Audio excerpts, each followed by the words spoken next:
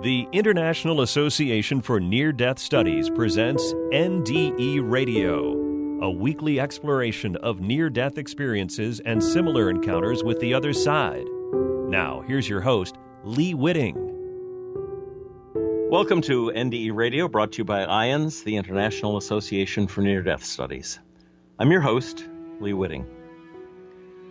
Well, there's nothing like a plague to put things in perspective.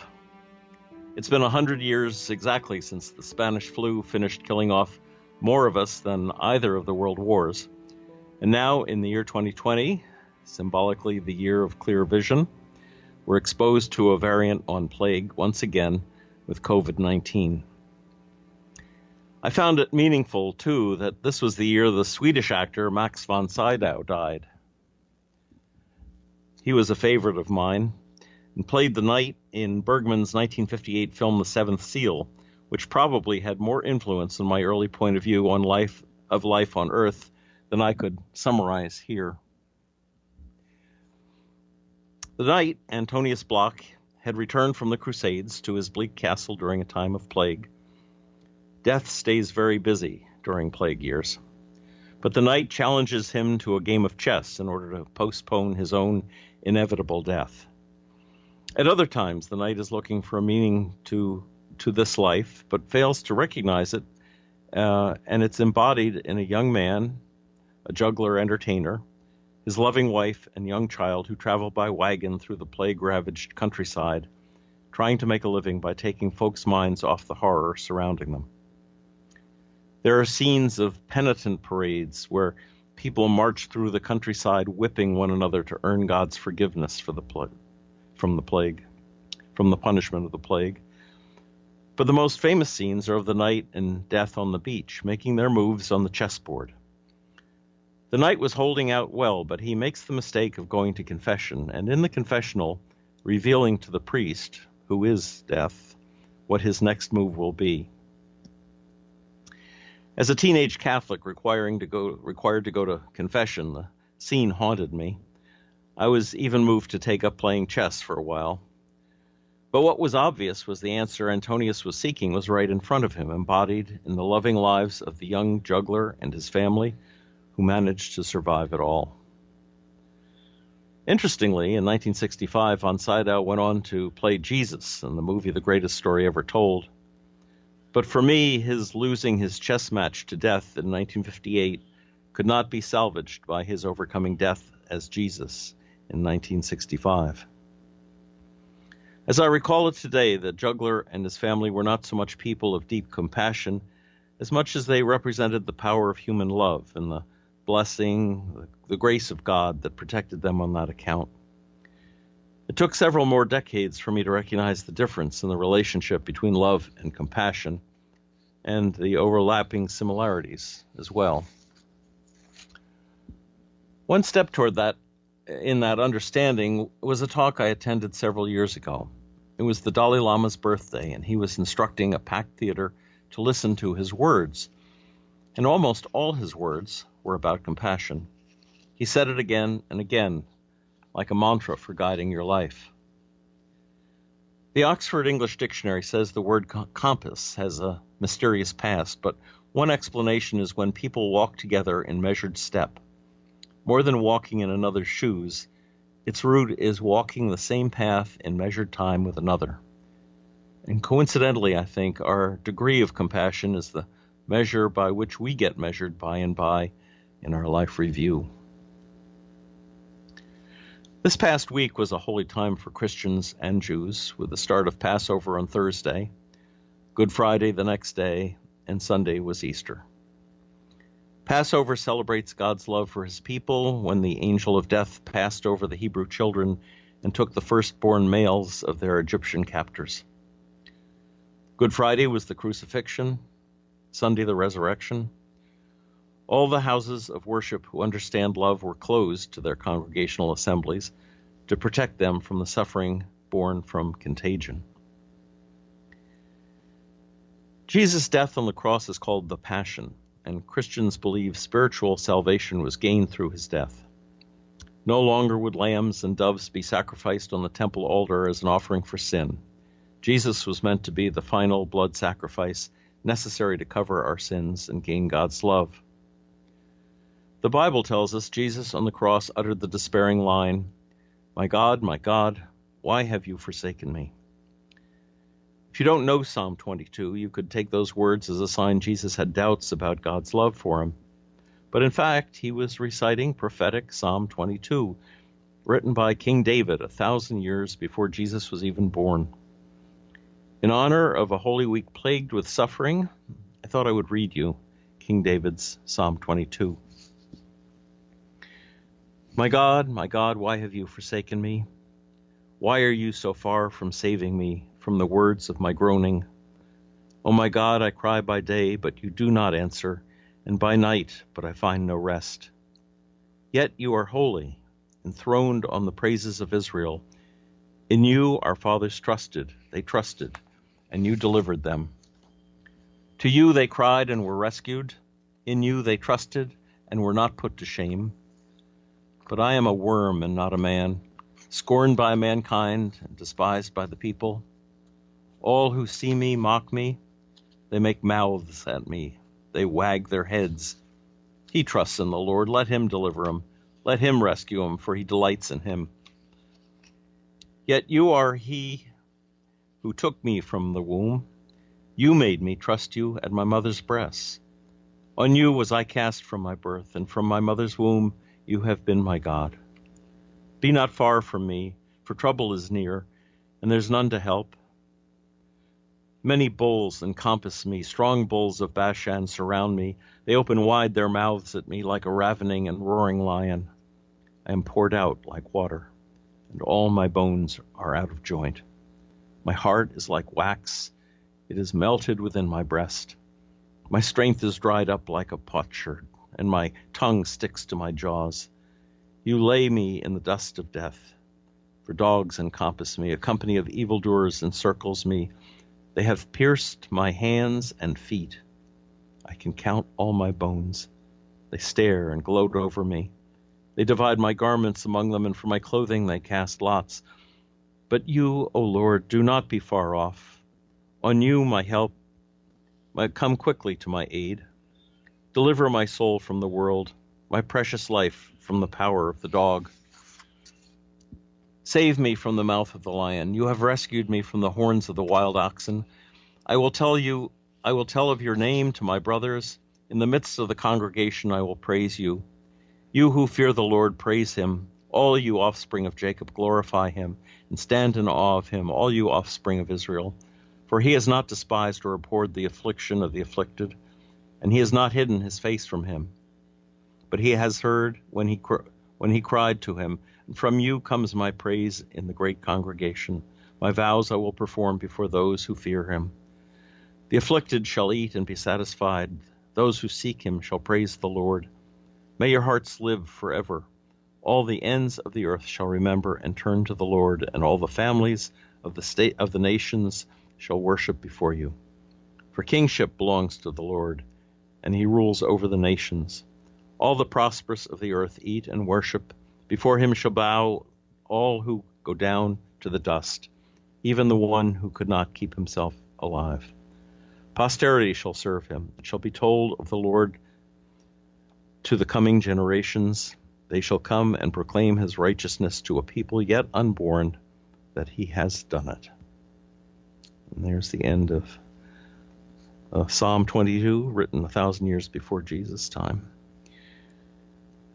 So what is the difference between love and compassion? Well, I think it's the difference between the light and the life review, as reported by those NDEs who have experienced it. God is love, and when the light of love embraces us, there is nothing to compare it. We are at one with love itself. But to have compassion is to stand in the shoes of the other. We are where Jesus was on the cross when he said, "Forgive them, Father, for they know not what they do." In other words, he was here to teach a lesson, and we, for the most part, did not understand it. Jesus' compassion led to his passion, his suffering. His suffering went just one way, for we know not what to do. True compassion on our part would have not allowed that. For a dozen years or so, beginning in 2002, our church in Bangor, Maine, produced versions of the Passion Play, the story of Jesus' death and resurrection. Although we were a Protestant church, the local Catholic hospital sponsored the first production, which made it financially possible for us to do. My wife and co-pastor Charlene wrote and directed these Passion Plays. They were all different, based on the different Gospels, and some set in modern dress, some historic. One year she had a Greek chorus sing all the lines except for the words Jesus spoke. Passion is a word meaning strong emotion, expressing everything from sexual desire to spiritual yearning, but its root means suffering. Jesus' passion was his torture and death on the cross, passion done out of compassion for us. Pagan religions gave the gods human-like natures to give them human understanding and hopefully human-like sympathy so as to bring healing to the sick and rain to the parched ground. Christianity has God being born as a human to understand the nature of his creation. Either way, for good or not, passion is a human condition. For those who are suffering through this plague of ours, this COVID-19, some of Psalm 22 can put us in compassion with the nurses, the doctors, the service people, and all who are out there on the front lines suffering to protect us from the plague of 2020. They are the ones playing chess with death, not for their own sakes, but to save the lives of others. To push it further, they are too often insufficiently masked before the aerosol-borne virus of death, and still they persist, and too often they're dying. During the Spanish flu and the Great Depression of the last century, there was a Polish nun named Maria Faustina who reported having many visions and conversations with Jesus. She died young of tuberculosis, but not before writing a rosary-structured prayer called the Chaplet of the Divine Mercy. A line from that prayer is a prayer I often recite while the dog and I go out for our daily 2-mile walk. It goes, "For the sake of his sorrowful passion, have mercy on us and on the whole world." Just a brief take from a longer prayer cycle, but it works for me. Faustina was named a saint in April of 2000 by the Catholic Church, in part for her visions and conversations with Jesus. She once wrote in her diary, "Oh, how astonished I am that some people deceive themselves saying there is no eternity." Near-death experiencers can agree with her on that. Near-death experiencers have been given another survivor gift as well, since most of us no longer fear death for ourselves. That can be a powerful stress reducer in times of plague. Not that anyone's looking forward to infection with coronavirus, mind you, but it lifts a level of fear from our shoulders and makes us want to contribute to the cause. So with that in mind, I thought I would use the last of this Easter Plague Year show to contribute some suggestions as to how you can use your understanding of NDEs to help lift some of the fear from other shoulders as well. Now, let me begin by saying these suggestions come from out of my 15 years experience as a hospital chaplain, so they're not totally off the top of my head. When I was a chaplain, I would begin my day by stopping at the first room in the ICU and introducing myself to the patient and family members present, and ask some simple questions like, "How's it going?" And then I would listen. If they didn't want me there, I'd listen and leave. If they wanted a prayer, I'd say one in their tradition and listen. If they wanted to talk, which was by far the most common reaction, I'd listen. By now you're probably getting that 90% of a chaplain's job is to listen. Really, listen. If they needed prompting, I might ask a question like, "Is the staff treating you well? Can I get you anything? Any concerns you'd like to discuss?" etc., etc. Well, you get the idea.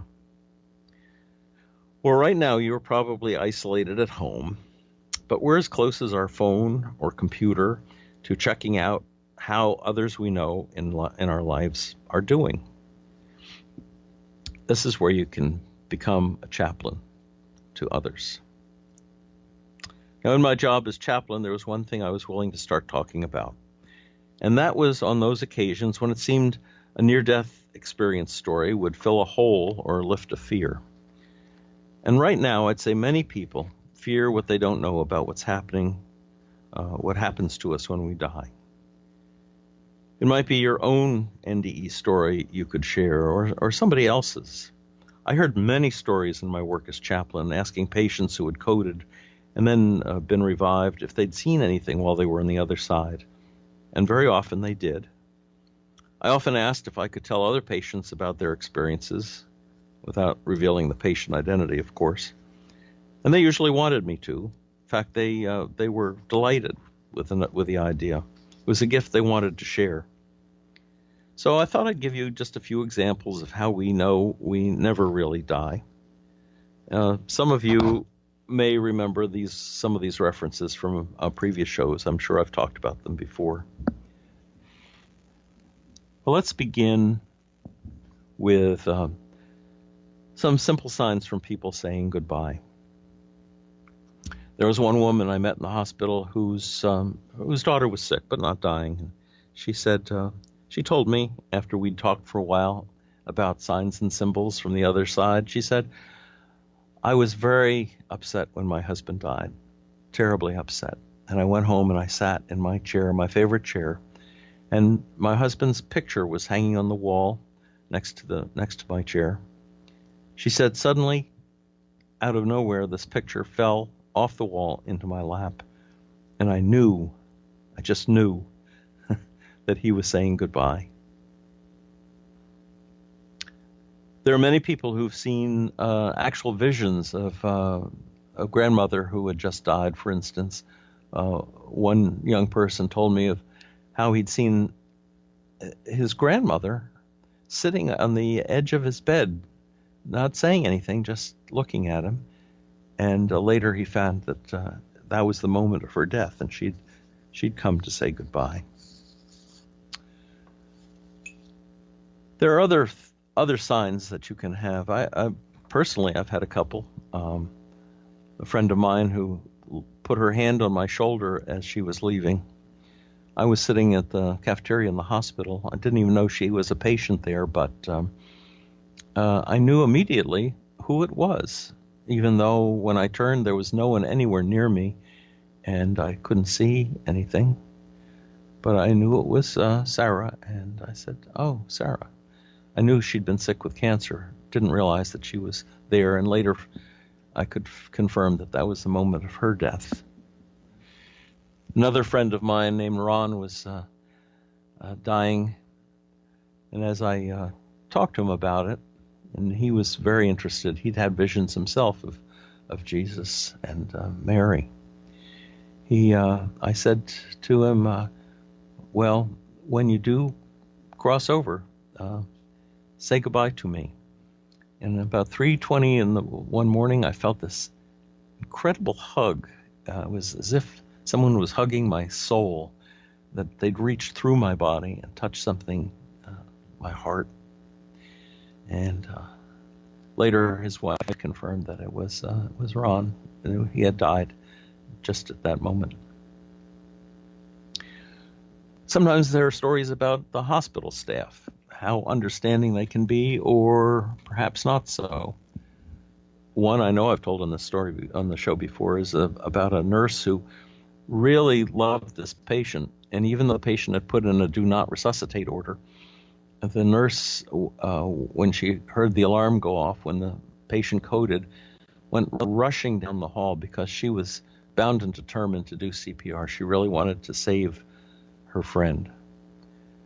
Well, the spirit of her friend knocked her flat on her back in the hallway leading to the room. And she said, not only was I knocked over, she said I could not stand up. There was this heavy weight sitting on my chest. And she realized at that moment that that patient had really wanted to not be resuscitated. It was her time, and she wanted to go, and she was not going to be resuscitated. And she let her friend, the nurse, know very clearly. There was a nurse who told me the story of how a patient who'd been very grumpy and unhappy and in pain had she'd come in one morning and he was bright and cheerful, and she said, well, you must be feeling better. You're cheered up. And he said, well, I had a visit from my brother. He's going to come in and get me tomorrow at 1 p.m. She said, well, I thought you told me your brother had died. He said, yes, he did.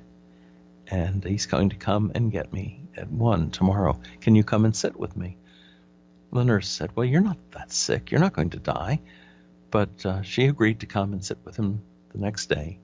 She's sitting there at 1 o'clock, and promptly at 1, he raised his arms with this big smile on his face. He saw his brother coming, even though she didn't, and then he died. One of the stories I like to tell is one woman I stopped by. She had just been resuscitated a few hours earlier. They did CPR, and then they used paddles on her and brought her back. And I said, well, did you see anything while you were on the other side? She said, yes, I did. She said, I saw my father. He died 3 years before. And she said, and it was like I was just like I was a little girl again. Now, this is a woman probably in her 50s, late 50s. And she said, I saw this beautiful light behind him, this lovely light. And I just wanted to run past him and into the light. But he said, no, it's not your time yet. You have to go back.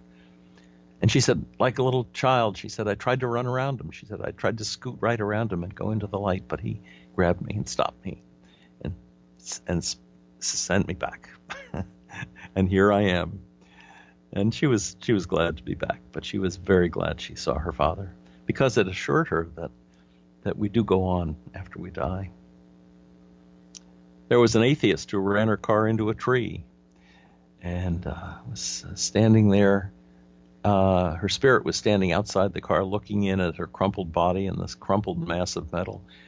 And she had no belief in Jesus or any idea of an afterlife.